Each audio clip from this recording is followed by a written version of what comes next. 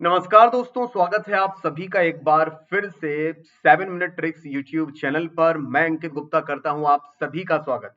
जितने भी स्टूडेंट यहां पर जुड़ चुके हैं उन सभी को यहां पर उन सभी का यहां पर वेलकम है, उन सभी का यहां पर स्वागत है। जैसे कि इस यूट्यूब चैनल का नाम है 7 मिनट ट्रिक्स यूट्यूब चैनल, तो आप प्रतिदिन यहां पर मेरे माध्यम से अगर मैं बात करता हूं, हफ्ते में एक दिन मेरा एक वीडियो आप देखते हैं जिसके माध्यम से आप 7 मिनट के अंदर एक नई ट्रिक सीखते हैं, जिसके माध्यम से आप जीके के महत्वपूर्ण तथ्यों को और फैक्ट्स को याद रखने का प्रयास करते हैं। देखिए, जीके में बहुत सारी डेट्स होती हैं, बहुत सारे इवेंट्स होते हैं, बहुत सारी जानकारियां हमें याद रखनी होती है, क्योंकि एग्जाम में फाइनली हमें वहां पर उस एग्जाम को क्वालिफाई करने के लिए बहुत सारे तथ्यों को याद रखना होता है। याद रखने के दो तरीके हैं। एक, या तो उसे मेहनत से याद किया जाए, मतलब कि उसे अच्छे से लिख लिख कर, क्योंकि अगर चीजें हैं, इतनी सारी चीजें एक ही तरह के, इतने सारे ईयर होते हैं याद रखने पड़ते हैं, इतनी सारी पुस्तकें हैं, इतनी सारी बुक्स हैं, इतने सारे ऑथर्स हैं जिन्हें हमें याद करना होता है। और याद करने के बाद भी कई बार क्या होता है ना कि एग्जाम में वो माइंड से स्किप हो जाता है, हमें याद ही नहीं आता कि एग्जैक्टली इसका आंसर क्या था। तो दो रास्ते हैं, या तो आप इसे मेहनत से याद करें, या दूसरा थोड़ी सी मेहनत करें ट्रिक्स के ऊपर और आप इसे ट्रिक्स के माध्यम से इजीली याद करें। दोनों आप सभी के पास हैं। आप चाहे जिस रूट से जा सकते हैं, जिस रास्ते से जा सकते हैं, मैं आपकी मदद करूंगा आज की इस क्लास में कुछ प्राचीन पुस्तकों और उनके लेखकों को याद करने की। हो सकता है वो आप में से बहुत सारे स्टूडेंट्स को वो पुस्तकें आपको याद भी हों, लेकिन उनको याद रखने का ट्रिक्स के माध्यम से एक तरीका मैं आज आपको बताऊंगा। तो आज आप 7 मिनट में कुछ नया सीखने वाले हैं। मेरा नाम है अंकित गुप्ता। तो चलिए शुरू करते हैं। सबसे पहले मैं यहाँ पर बात करूंगा कि हर बुक के लिए एक छोटी सी लाइन आपको यहाँ पर याद रखनी होगी। जितनी भी एंशिएंट बुक्स आपकी यहाँ पर बनती हैं, उनको याद करने के लिए आपको एक छोटी सी लाइन याद रखनी होगी, और उस लाइन के माध्यम से आपको लेखक का नाम और किताब दोनों के नाम आपको याद हो जाएंगे। जैसे कि पहली ट्रिक आपकी बनती है बाण चला हर्ष का। बाण होता ना, बाण और धनुष। पहली चीज की आज की ट्रिक आपकी हिंदी में होगी, क्योंकि इस ट्रिक्स में जितनी भी ट्रिक्स हैं या जितनी भी चीजें हमें यहाँ पर याद करनी है, इसको याद रखने के लिए अगर मैं बात करता हूं तो ट्रिक का जो सहारा आपका लिया गया, उस ट्रिक को हम लोग हिंदी में ही यहाँ पर पढ़ेंगे। क्लियर है आप सभी को? तो जैसे कि पहली ट्रिक आपकी बनती है, ट्रिक के माध्यम से आपको यहाँ पर जो याद रखना है वो याद रखना है कि बाण चला हर्ष का, मतलब कि जो तीर और बाण होता है, बाण चला हर्ष का। तो यहाँ पर अगर ये लाइन आपको याद हो गई है तो आप सभी को पता होगा, जो हर्षवर्धन के दरबारी कवि थे बाणभट्ट साहब, उनके द्वारा जो किताब आपकी लिखी गई थी हर्षचरित, अगर आपको बाई चांस याद ना आए कि हर्षचरित और बाणभट्ट की दूसरी किताबें हर्षचरित है, कादम्बरी है, ये सारी किताबें हैं, तो बाणभट्ट की बात करते हैं तो बाण चला किसका, हर्ष का। अगर आप इसको याद रखते हैं तो बाण से याद रख लेंगे बाणभट्ट जी का नाम, और हर्ष से आप लोग याद रखेंगे हर्षचरित नामक किताब का नाम। तो ये आपके लिए थोड़ा सा आसान यहाँ पर पड़ेगा। अगर आपको ये मेहनत से ही याद है तो कोई बात नहीं। इसी के साथ आप दूसरी ट्रिक यहाँ पर देख सकते हैं, अश्व। संस्कृत में अगर हम घोड़े की बात करते हैं तो उसे अश्व कहा जाता है। घोड़े की बुद्धि या अश्व की बुद्धि आपको ऐसे याद रखना है कि अश्व की बुद्धि अगर दिमाग में ना आए तो यहाँ पर राइटर आपके बनेंगे अश्व घोष, और किताब आपकी बनेगी बुद्ध चरित। क्या बनेगी? बुद्ध चरित। तो अश्व की बुद्धि, तो अश्व घोष, बुद्ध चरित, आप इसको ऐसे याद करेंगे। ठीक है। तीसरा बनता है कुटिया। चारों तरफ जहां कहीं भी आपको कभी झोपड़ी नजर आ जाए, कुटिया नजर आए, तो कुटिया का क्या अर्थ होता है? कुटिया बांस की होती है, छोटी सी जगह पर होती है।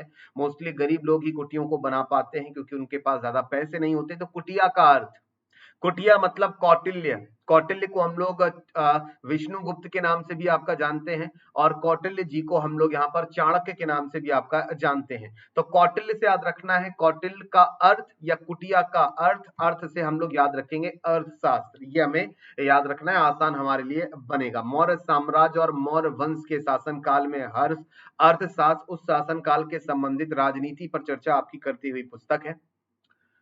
बहुत सारी हमारे देश में भाषाएं हैं, महान महान भाषाओं का भी पतन हो चुका है, क्योंकि अब कोई उन्हें बोलता भी नहीं है ना। लेकिन हमारा मुद्दा वो नहीं है। हमारा मुद्दा है, इस लाइन को याद रखना, कि पतन हुआ है महान भाषाओं का, या महान भाषा का पतन, या पतन महान भाषा का। पतन मतलब गिरावट आई है उसकी ग्रोथ में, उसके विकास में, उसका पतन हुआ है। पतन महान भाषा का, तो पतन से याद रखेगा पतंजलि ऋषि का नाम, और महाभाष्य इनकी किताब है। इसको आसानी से पतन, पतंजलि, पतन, पतन किसका? महान भाषा का। तो भाषा से भाष्य, महाभाष्य, इस तरीके से याद रख सकते हैं। लेखक बनते हैं पाणिनि, उनकी किताब बनती है अष्टाध्यायी। याद कैसे करना है? क्योंकि उस जमाने के जितने भी लेखक हैं सबके नाम लगभग बराबर या एक जैसे ही बनते हैं। तो पाणिनि जी ने 8 आदेश आपके दिए, पाणिनि के 8 आदेश। तो पाणिनि और 8 आदेश याद रखना है, अष्टध्यायी। उम्मीद है क्लियर है कि याद होगा। इसी तरह विष्णु जी के 5 तंत्र, तो विष्णु शर्मा जी का नाम आपने सुना होगा, विष्णु शर्मा जी, उनके द्वारा पंचतंत्र नामक कहानियां आपकी लिखी गई हैं। तो विष्णु विष्णु जी के 5 तंत्र ऐसे याद रख लो कि भगवान विष्णु जो कि समुद्र में रहते हैं, शेषनाग के ऊपर विराजमान होते हैं। शेषनाग के 5 मुख हैं, आप ऐसे भी याद रख सकते हो। वैसे ये सबको याद होता है, इस पे ज्यादा दिमाग लगाने की आवश्यकता है भी नहीं। तो विष्णु जी के 5 तंत्र, तो विष्णु शर्मा पंचतंत्र। इसके अलावा कल्हड़ की तरंग, कल्हड़ कल्हड़ के द्वारा तरंगनी आपकी लिखी गई है। तो कल्हड़ की तरंग और तरंगणी नामक जो किताब है वो जम्मू एंड कश्मीर के इतिहास और वहां की संस्कृति पर प्रकाश आपकी डालती है। तो कल्हड़ की तरंग, तो कल्हड़ तरंगिणी। उम्मीद है कि कुछ किताबें आपको याद होंगी, जो याद ना हो आप इस ट्रिक के माध्यम से याद रख सकते हैं।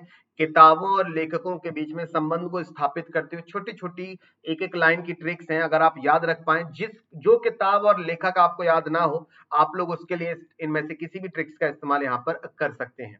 उम्मीद है आज की ट्रिक से आपको बहुत कुछ सीखने को मिला होगा। आप लोग मुझे कमेंट बॉक्स में लिखकर जरूर बताइएगा। प्रतिदिन सुबह 11 बजे जीएसएमसीक्यू की क्लास होती है, 1 घंटे 11 से लेकर 12 बजे के बीच में, जो कि आपका SSC, railway, NTPC, group D, Delhi police और एसएससी के सभी एग्जाम्स को टारगेट करते हुए जीएसएमसीक्यू की क्लास है। तो पर डे आप मेरा नाम सर्च कर सकते हैं अंकित गुप्ता, और मेरे प्रोफाइल पर जाकर अनअकैडमी पर आप क्या कर सकते हैं, पर डे 11 बजे।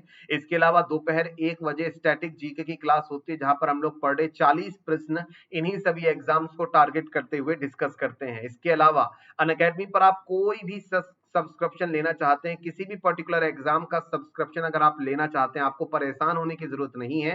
अनअकैडमी पर कोई भी सब्सक्रिप्शन लें, कोई भी एग्जाम हो, आपका टारगेट कोड लगेगा टारगेट 10। कोई भी एग्जाम हो, आपका टारगेट 10 कोड आप वहां पर लगा दीजिएगा, आपका काम बन जाएगा। TARGET विदाउट स्पेस आपको 10 लिखना है, ठीक है।